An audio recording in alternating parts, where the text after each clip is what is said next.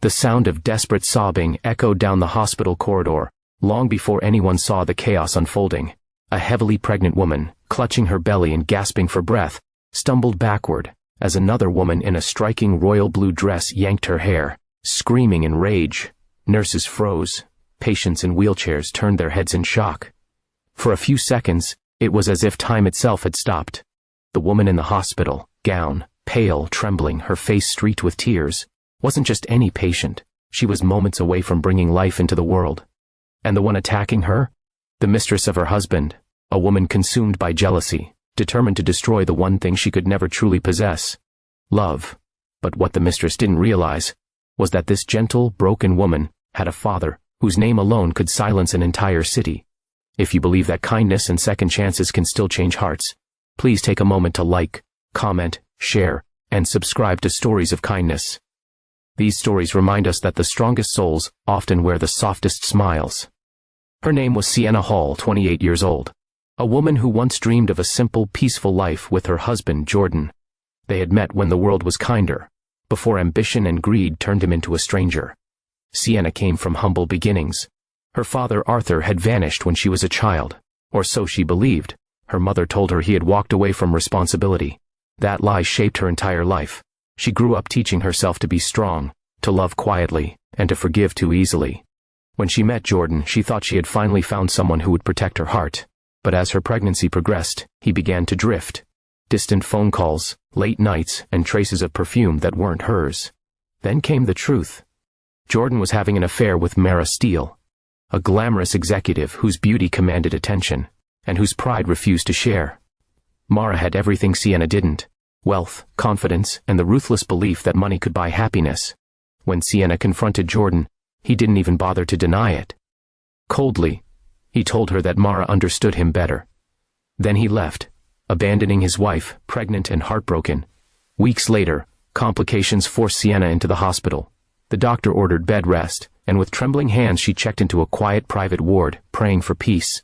She didn't know Mara had found out, or that jealousy had pushed her beyond reason. That afternoon, sunlight poured through the hospital's glass entrance as Sienna waited for her medication. Her back ached, contractions came and went, but she stayed strong, whispering to her unborn child promises of safety and love. Those promises shattered when Mara burst into the room. Her heels struck the floor like gunfire, her eyes burned with hatred. Without warning, she seized Sienna's hair and screamed, hurling insults, calling her weak, pitiful, unworthy. "You think you can keep him with that baby?" she shouted, pulling harder until Sienna cried out in pain. The noise drew everyone's attention. Nurses rushed in, but before they could act, a tall man in a dark overcoat stepped forward. Silver-haired, calm, yet his voice thundered with authority. Enough.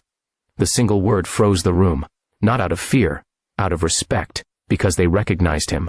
Arthur Vaughan, one of the most powerful men in the city, a man whose word could topple empires. But to Sienna, that name meant nothing. Not yet. Arthur's eyes softened the moment they met hers, eyes that mirrored the woman he once loved and lost decades ago. His heart broke. For years he had searched for the daughter he'd been forced to leave behind, and here she was, his child, crying, pregnant and under attack. He stepped forward, gently taking Sienna's trembling hand as security restrained Mara. "No one," Arthur said, his tone icy and controlled, "touches my family again." Mara laughed bitterly, unaware of who she had provoked. "Your family? This pathetic woman?" she spat. But when she looked around, saw the hospital director bow his head, the security guards step aside, and even the nurses standing in silent respect, her confidence faltered. Arthur nodded once to his assistant, who quietly made a call. Within minutes, reporters gathered outside. By the time police arrived, Mara was handcuffed, her reputation collapsing in front of cameras as Arthur's legal team began their work.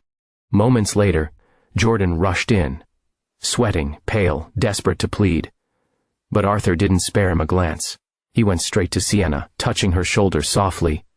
"You're safe now," he whispered. Through her tears she looked up, confused but comforted. Then the doctor arrived to wheel her toward delivery. Arthur leaned down and murmured, "I'll be right here, sweetheart. I promise." That night, as rain tapped against the hospital windows, Sienna gave birth to a healthy baby boy. She held him close, crying quietly, not from pain, but from the peace she had been missing for years. Later, Arthur entered the room, standing silently by the door, watching her rock the newborn. When she finally looked up, her voice trembled. "Who are you?" Arthur smiled sadly. "Someone who should never have left. Someone who's proud of you, Sienna." It took a moment. Then she saw it, the reflection of herself in his eyes. And her tears returned, this time with relief. She wasn't alone anymore. Weeks later, the story spread like wildfire. Mara Steele was blacklisted from every major company after attacking the daughter of Arthur Vaughan. Jordan's career crumbled, his reputation destroyed overnight. But Sienna, she became the quiet strength behind her father's change. Arthur gave her and her baby a new life, not through wealth, but through love. He moved them into a peaceful home surrounded by gardens and warmth, promising that this time he would never disappear again. And every night, as Sienna watched her son sleep, she whispered softly, "You are loved, you are safe, you will never know the pain I did."